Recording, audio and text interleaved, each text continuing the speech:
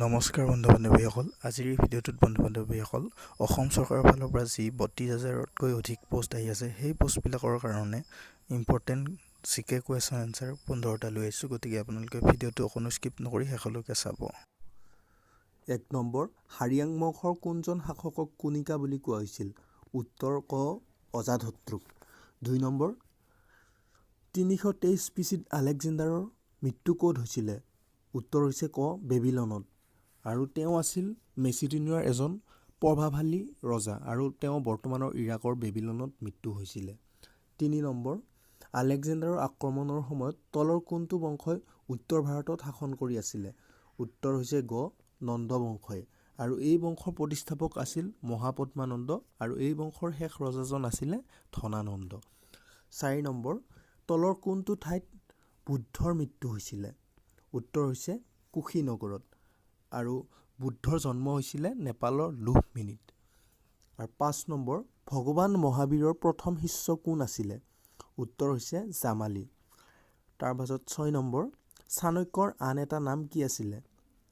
উত্তৰ হৈছে বিষ্ণুগুপ্ত।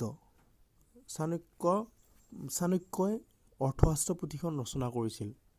আৰু তাৰপাছত ৭ নম্বৰ মুদ্ৰাৰাক্ষস গ্ৰন্থখনৰ ৰচক কোন? উত্তৰ হৈছে বিশাখা দত্ত। আৰু তেওঁ ভাৰতীয় সংস্কৃত কবি আৰু নাট্যকাৰ আছিলে। তাৰপাছত ৮ নম্বৰ নন্দ বংশৰ পাছত মগধত কোন বংশই ৰাজত্ব কৰিছিল?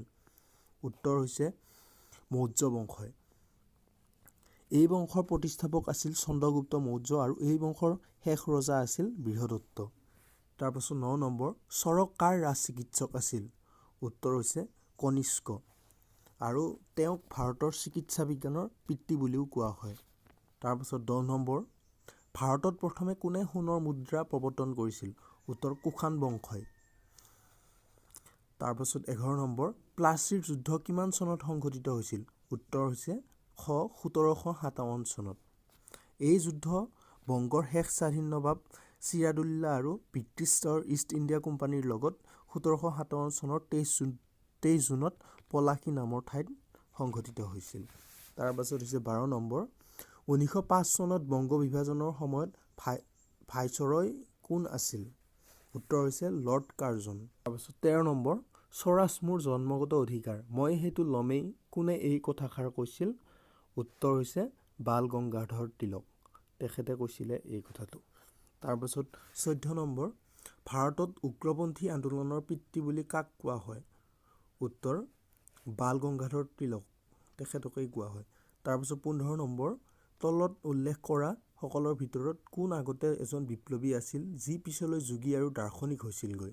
উত্তৰ হৈছে অৰবিন্দ ঘোষ।